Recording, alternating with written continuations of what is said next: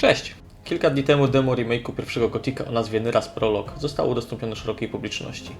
Jest to samo demo, które zostało pokazane na targach Gamescom w sierpniu zeszłego roku, a około 2 miesiące później na targach PGA, gdzie publiczność po raz pierwszy mogła zapoznać się z polskim dubbingiem. Po ograniu tego dema postanowiłem pobawić się w data mining i poszukać w plikach informacji o rzeczach obecnych w pełnej wersji gry, bo zwłaszcza w wersjach demonstracyjnych i innych betach często odkryć można rzeczy, które powinny zostać lepiej zabezpieczone, albo których w ogóle nie powinno tam być. Nie inaczej było w tym przypadku. Udało mi się znaleźć naprawdę sporo informacji na temat dostępnych w pełnej wersji gry przedmiotów, zadań, postaci i zachowań oraz wielu innych rzeczy. Jeśli jesteście więc ciekawi, co szykują dla nas autorzy oraz co oryginalnie debiutujący dopiero w Gothic 2 Noc Kruka może znaleźć się w Gothic Remake, zapraszam do oglądania. Na początku jednak dwa disclaimery. Po pierwsze, wydobyte przeze mnie dane pochodzą z udostępnionego parę dni temu dema Gothic Remake. Na dzień dzisiejszy nie jest znana data premiery pełnej wersji gry, a do jej czasu niektóre rzeczy mogą ulec zmianie. Po drugie natomiast, wbrew tytułowi materiału, nie jest to wyciek danych. Pochodzą one z plików gry, a każdy może je podejrzeć osobiście. No dobra, naciągnąłem was na clickbait, ale jednocześnie się do tego przyznałem, więc uznajmy, że jesteśmy kwita, ok? Nie przedłużając, przejdźmy do najciekawszych znalezisk z plików dema Gothic Remake. Zacznijmy od screenshotów, które znaleźć można w jednym z folderów. Niektóre z nich robiły za tło podczas Gothic Podcast, natomiast były one zakryte przeróżnymi napisami i kredytami, a więc tutaj prezentuję je w pełnej okazałości. Innych natomiast nie kojarzą wcale, więc możliwe, że i wy zobaczycie je po raz pierwszy. W opisie filmu znajdziecie także link do albumu, z którego będziecie mogli je sobie pobrać.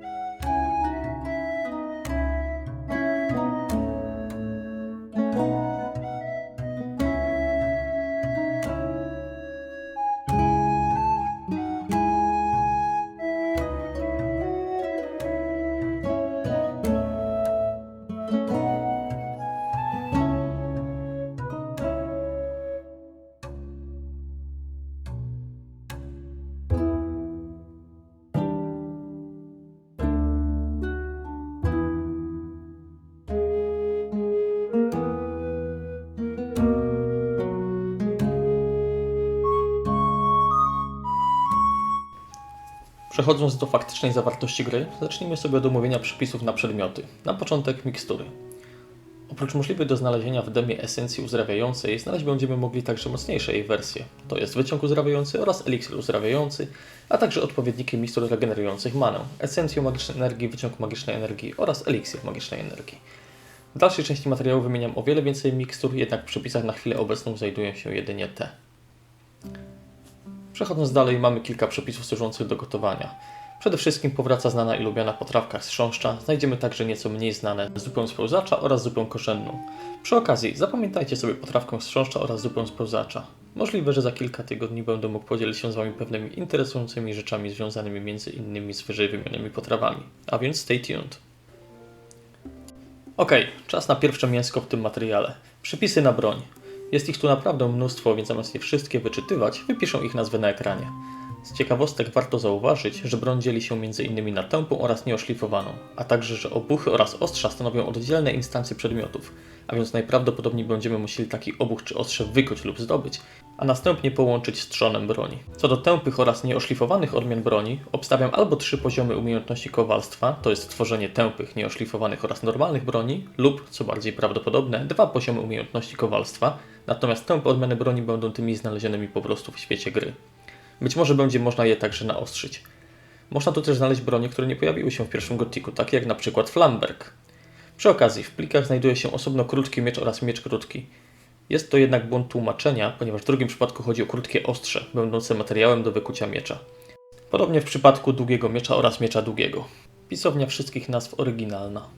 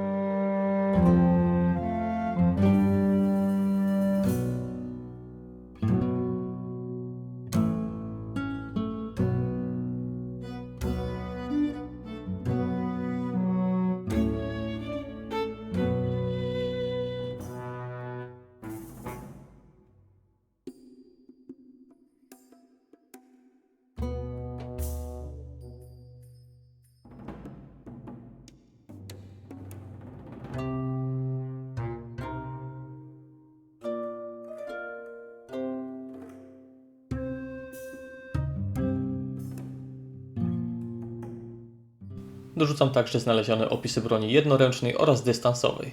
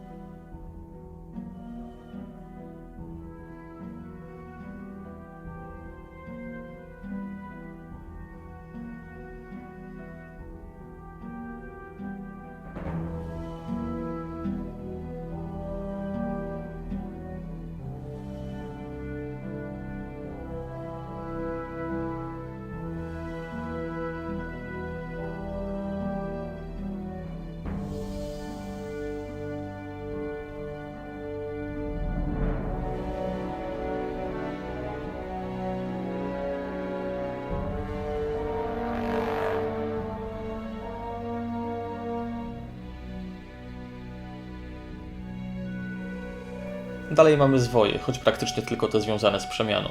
Z nowości tu będziemy mogli przemienić się m.in. w kąsacza, ogara czy harpię, czego zabrakło w oryginale. Moim faworytem zostaje jednak zwój przemiany w węża błotnego.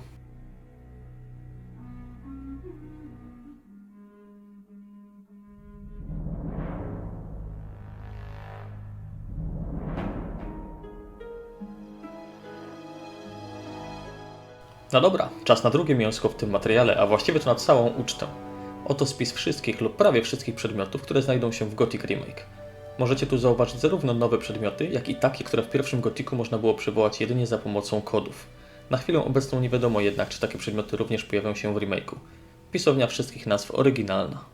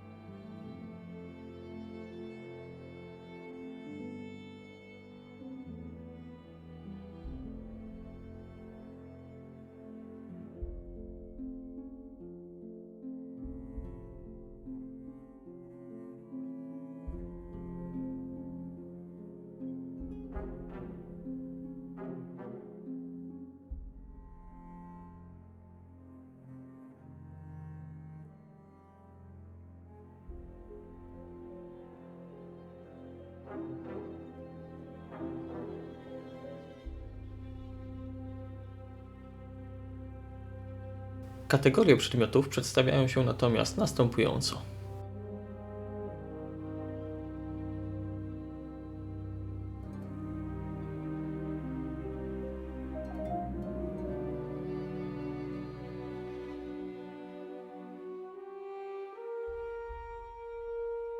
Co do obecnych w grze potworów, to nie ma sensu ich wymieniać, jako że ich lista pokrywa się dokładnie z bestiariuszem pierwszej części gry. Podobnie sprawa ma się z postaciami. Jeśli o nie chodzi, to każda obecna w grze gildia ma wymienione należące do niej postaci, wliczając te bezimienne. Możemy dzięki temu dowiedzieć się na przykład, że w grze znajdziemy 27 cieni, z których jednak tylko 13 będzie posiadało imiona. Spotkać będzie też można 109 kopaczy, w tym 92 bez nadanego imienia. Natomiast wśród tych z imieniem zabrakło Gilberta, którego próżno też szukać w kategorii innych postaci. Czyżby ukrył się na tyle dobrze, że twórcy remake'u go przegapili? Mam nadzieję, że przeoczenie to zostanie naprawione. Orków każdego rodzaju jest nieco ponad 300, w tym orkowy kowal, którego próżno szukać w pierwszej części gry. No dobra, nie będę tu przytaczał statystyk każdej z gildii, przytoczę natomiast ciekawostkę. Balam oraz Omid, kucharze gotujący dla Gomeza w zamku w Starym Obozie, znajdują się w pliku z listą cieni. Osobiście uważam to za niedopatrzenie, jako że w podstawowej wersji gry posiadają oni gildię kopacz, a wątpię, żeby jednym z zajęć cieni było gotowanie dla Gomeza. No chyba, że zrobi się on innego kucharza, a Balam oraz Omid otrzymają nowy, przygotowany specjalnie dla nich wątek. Dla porządku dodam, że kucharz z zewnętrznego pierścienia, czyli Snaf, posiada gildię kopacz. Przejdźmy teraz do najciekawszej moim zdaniem części całego tego grzebania w plikach gry, czyli informacji o mechanikach. Zacznijmy od najkrótszej z nich, czyli mechaniki snu. W pierwszej części gry po przespaniu się otrzymywaliśmy komunikat, że sen dobrze nam zrobił, a nasze punkty życia oraz mana zostały odnowione. W plikach remake'u znajdują się natomiast dwa komunikaty dotyczące snu. Pierwszy z nich jest podobny do tego oryginalnego, jednak drugi wskazuje na senne koszmary dręczące bezimiennego. Znamy to dobrze z drugiej części gry, gdzie po zostaniu opętanym przez poszukiwaczy otrzymywaliśmy podobny komunikat, a nasze punkty życia nie regenerowały się po przespaniu. Czy jest to tylko skutek zapalenia bagiennego ziela? A może bezimienny nie będzie sypiał dobrze, gdy dołączy do obozu na bagnie? Jak wiemy z końca dema, śniący nawiedzany Rasa we śnie, co z pewnością miało istotny wpływ na jego decyzję o dołączeniu do obozu bractwa. Kontynuując, przejdźmy do ekranu statystyk postaci oraz jej atrybutów i umiejętności. Poza standardowymi atrybutami znanymi z pierwszego Gotika, warto zwrócić uwagę na atrybuty zbroi. W oryginale mieliśmy 4 rodzaje ochrony: przed bronią, pociskami, ogniem oraz magią. W remake'u będziemy natomiast mieli ich dwukrotnie więcej. Ochrona przed bronią dzieli się teraz na obrażenia obuchowe oraz sieczne, ochrona przed pociskami to teraz ochrona przed obrażeniami kłutymi, ochrona przed ogniem z kolei jest teraz częścią ochrony przed magią, wraz z ochroną przed lodem, energią oraz wiatrem. Całkowicie nowym atrybutem jest natomiast ochrona przed obrażeniami od upadku z wysokości. Ciekawie przedstawia się opis nowej statystyki, czyli wytrzymałości. Widzicie go teraz na ekranie. Czyżby oznaczało to koniec bezdemnego ekwipunku bezimiennego? W demie standardowo mogliśmy napchać kieszenie ile tylko się dało. No, pomijając fakt, że nie było tam aż tak wielu przedmiotów. Czyżbyśmy jednak w pełnej wersji gry musieli zarządzać ekwipunkiem? O ile zmianę tę można usprawiedliwiać, bo to obecnie standard w grach RPG, o tyle bezdenny ekwipunek był jedną z cech wyróżniających serię Gothic. Dajcie znać w komentarzach, co sądzicie o tej zmianie, o ile oczywiście faktycznie ona nastąpi. Z opisów statystyk oraz umiejętności w ogóle możemy wyczytać dużo informacji.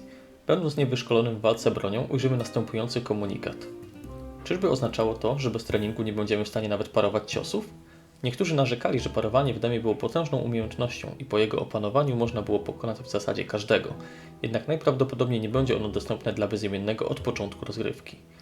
Po wyszkoleniu widzimy natomiast, że zdobędziemy m.in. możliwość anulowania ataków w trakcie ich wyprowadzania, co brzmi naprawdę obiecująco. Mało tego, kontynuując nasz trening, być może będziemy w stanie przewrócić wrogów na ziemię i dobić ich jednym ciosem. Nie będę tu przytaczał opcji rozwoju broni dystansowych, bo nie różnią się one aż tak od oryginału. Wyszkolenie w nich pozwoli nam na częstsze trafienia krytyczne, bardziej stabilne celowanie oraz szybsze przeładowanie. Przejdźmy za to do nowych umiejętności. Podobnie jak w drugiej części gry, kowalstwa trzeba się będzie najpierw wyuczyć, by móc wykuwać bronię. Będziemy mogli także tworzyć runy, ucząc się umiejętności inskrypcji. Niezwykle interesująco przedstawia się jedna z nowych, nigdzie wcześniej nie ujawnionych umiejętności, czyli znajomość języka orków. Jak wiemy z zapowiedzi, cała rasa orków ma zostać gruntownie przebudowana. Czyżbyśmy mieli do czynienia nie ze znanymi z pierwszej części gry łaknącymi krwi potworami, którzy jednak mają niezwykle ciekawy wątek odrębnej od ludzkiej cywilizacji, a z istotami bardziej przypominającymi te z Gothica 3? Taka możliwość wraz z koniecznością nauki orkowego języka, by móc się z nimi porozumiewać, brzmi nadzwyczaj interesująco. Do nowych umiejętności dochodzą także znana z zapowiedzi wspinaczka oraz dostępne w demie od początku gry nurkowanie. Znacznie poszerzono także listę umiejętności związanych z łowiectwem. Ich pełna lista znajduje się teraz na ekranie.